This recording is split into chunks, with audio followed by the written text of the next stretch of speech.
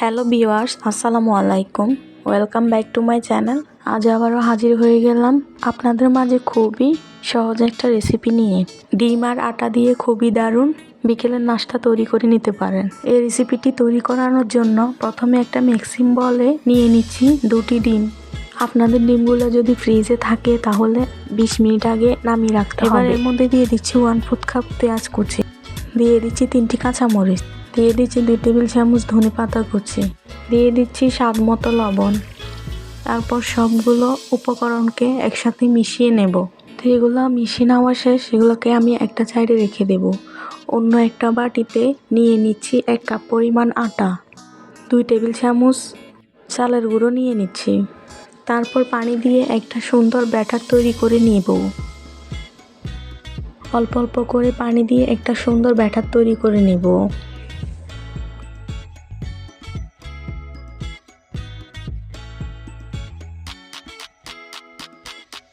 ব্যাটারটা একেবারে ঘন হতে পারবে না, একেবারে পাতলা হতে পারবে না, মিডিয়ামভাবে ব্যাটারটা তৈরি করে নিতে হবে। তো আমি ব্যাটারটা এখন কিছু দেব না, 10 মিনিট এভাবে আমি রেখে দেব। তারপর একটা প্যানে পরিমাণ মতো তেল দিয়ে দিচ্ছি।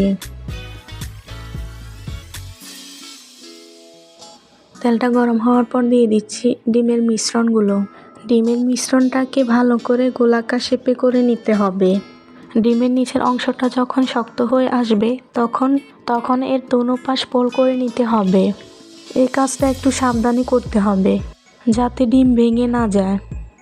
2 পাশ ফোল্ড করা হয়ে গেছে, এখন এটাকে আমি উল্টিয়ে দেব এবং অন্য পাশ হওয়ার কিছুক্ষণ অপেক্ষা করব। কিছুক্ষণ পর এটাকে লম্বা লম্বা শেপে কেটে নেব। আপনারা আপনাদের পছন্দ মতো যে কোনো শেপে কেটে নিতে পারেন।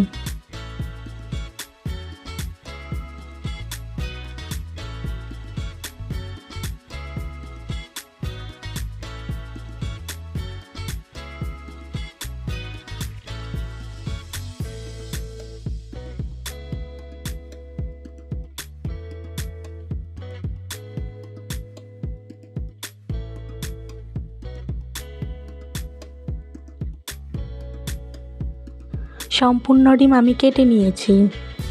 এবার ডিমের কেটে রাখা অংশগুলো আমি উঠিয়ে নেব।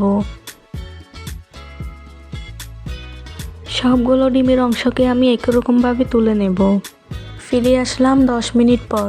এখন এর মধ্যে 1/4 চামচ রসুন বাটা দিয়ে দিচ্ছি, 1/4 চামচ হলুদ গুঁড়ো দিয়ে দিচ্ছি, দিয়ে দিচ্ছি 1/4 চামচ লাল মরিচের গুঁড়ো, দিয়ে দিচ্ছি জিরার গুঁড়ো 1/4 চামচ, দিয়ে দিচ্ছি ধনিয়া পাতা কুচি।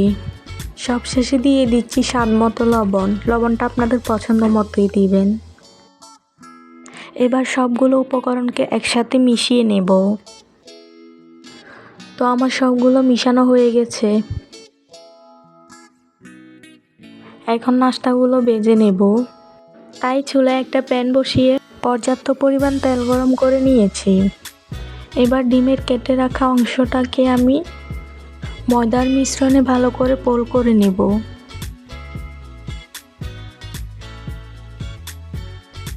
তারপর গরম তেলে দিয়ে দিব।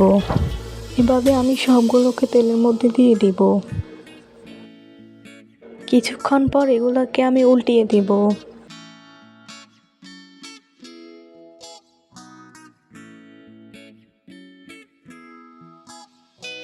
নাস্তাগুলোর যখন একবার সুন্দর কালার হয়ে আসবে তখন সবগুলো নাস্তাকে উল্টিয়ে দিতে হবে। বেশ কয়েকবার নাস্তাগুলোকে উল্টিয়ে পাল্টিয়ে ব্রাউন কালার করে নিতে হবে।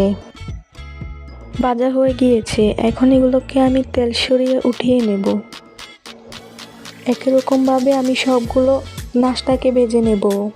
দেখুন ডিম আর আটা দিয়ে নাস্তাটি দেখতে মাশাআল্লাহ কতটা সুন্দর এবং লবণীয় হয়েছে। খেতে হয়েছে দুর্দান্ত স্বাদের। রেসিপিটি ভালো লাগলে অবশ্যই বাসায় একবার হলো ট্রাই করবেন। আর আমার ভিডিওটি কেমন লাগলো তা অবশ্যই কমেন্ট করে জানাবেন। ভালো লাগলে অবশ্যই একটা লাইক দিবেন। আর আমার চ্যানেলটি এখনও যারা সাবস্ক্রাইব করে না তাদের কাছে অনুরোধ রইল আমার চ্যানেলটি সাবস্ক্রাইব করার জন্য। আল্লাহ হাফেজ।